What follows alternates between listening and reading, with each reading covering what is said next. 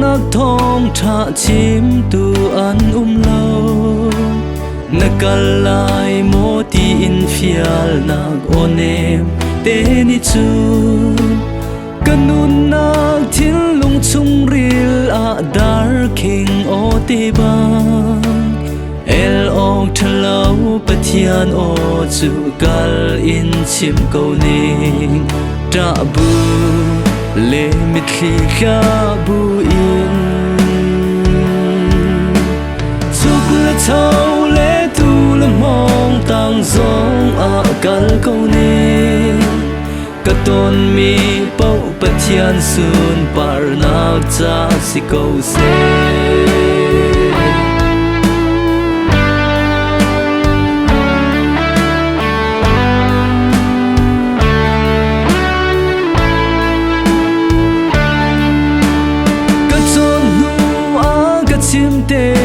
lai ti in ka ti a chaman lo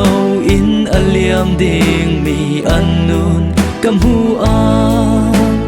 ka khai suwa lai mo ka boy pa mau ses na man ba ngay chun ka an kanun mang in na ram kau ter kau ta bu le mi khi ra bu in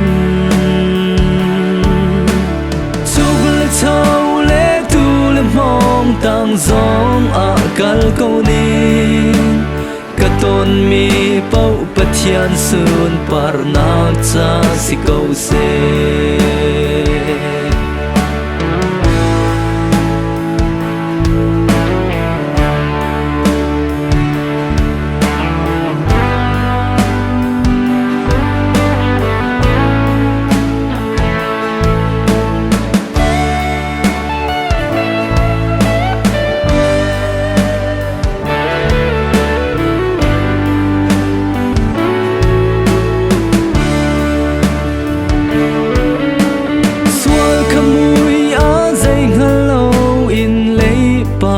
khan mi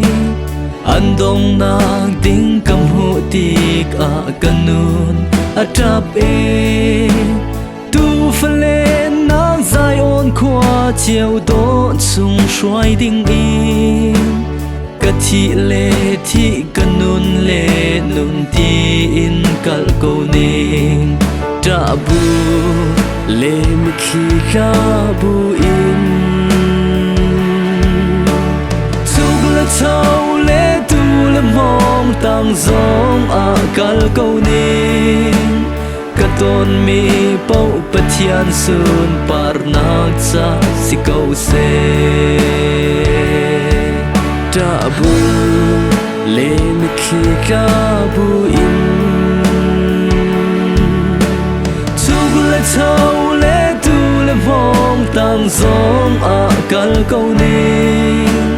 ka ton mi pau pathian sun par na cha si ko se ta bu le mi thi kha bu in